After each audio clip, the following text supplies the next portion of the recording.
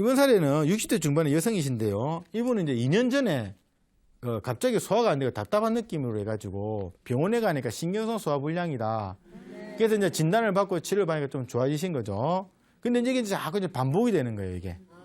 그래서 이제 자꾸 반복이 되니까 이제 본인도 이제 자꾸 이제 소화불량이 생기니까 이제 한의원을 가니까 담적증입니다. 이렇게 이야기를 들으셨다고.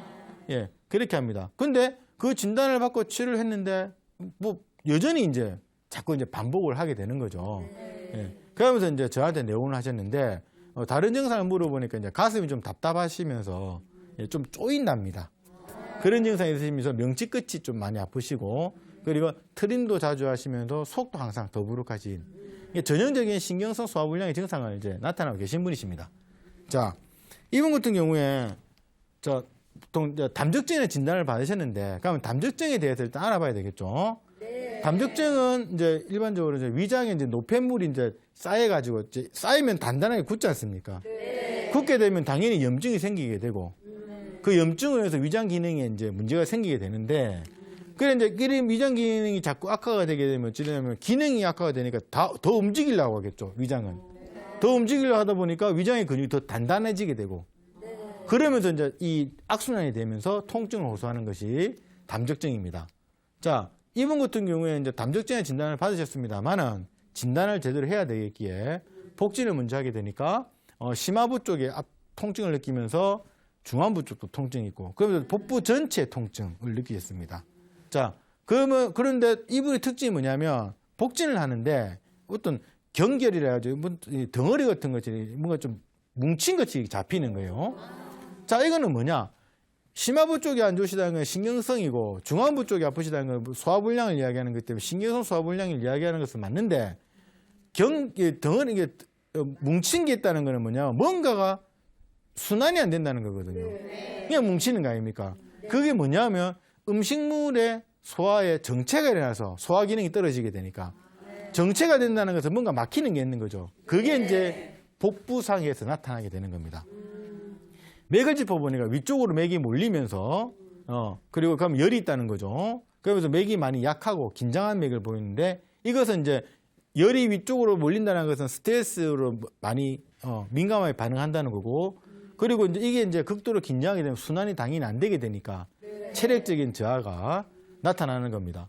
자, 혀를 보니까 혀의 색깔이 연하고 옅은 백태가 끼면서 가장자리에 이빨 자국이 보이는 전형적인 기가 허한 혀를 이야기하는 거고 그러면 종합을 해보면 이번에 신경성으로 인해서 소화기능이 떨어지게 되고 그러면 당연히 체력이 떨어지게 되죠.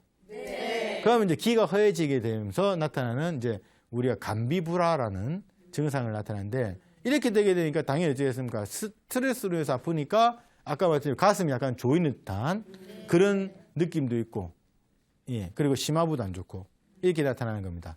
자, 감비불화라는 거는 자, 감기가 비의 기능에 장애를 준 건 말이 어렵죠.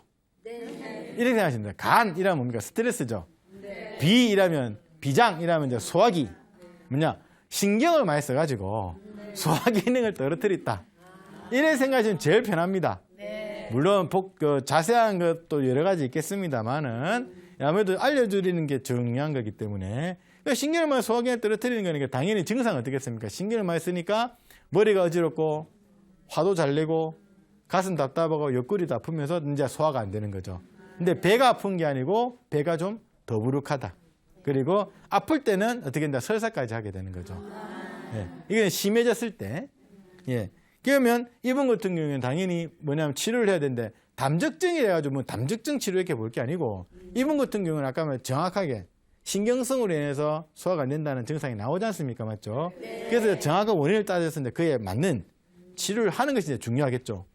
그러면 당연히 신경성에 의한 거니까 신경성을 풀어줘야 되는 것이고 그리고 이제 소화 기능 올려가지고 음식물의 영양 흡수가 잘 되게끔 그렇게 이제 치료를 해줘야 되는데 먼저 이렇게 하게 되니까 어지럼증이나 숨차는 증상이 이제 없어지게 이게 되는 거죠. 왜냐하면 이 예민해진 신경성을 내리게 되니까 그러면 이제 속 더부룩한 것이 많이 좋아지시게 되고 그리고 이제 트림이 많이 줄어들었다고 얘기를 합니다. 이제 계속적으로 치료하게 되니까 이제 가슴 쪽 증상도 같이 이제 없어지게 되는 거고요. 왜? 순환이 잘 되니까. 예. 그렇게 되면서 이제 소화에 대한 개념이 있었는데 문제는 이분은 재발을 잘 하셨잖아요.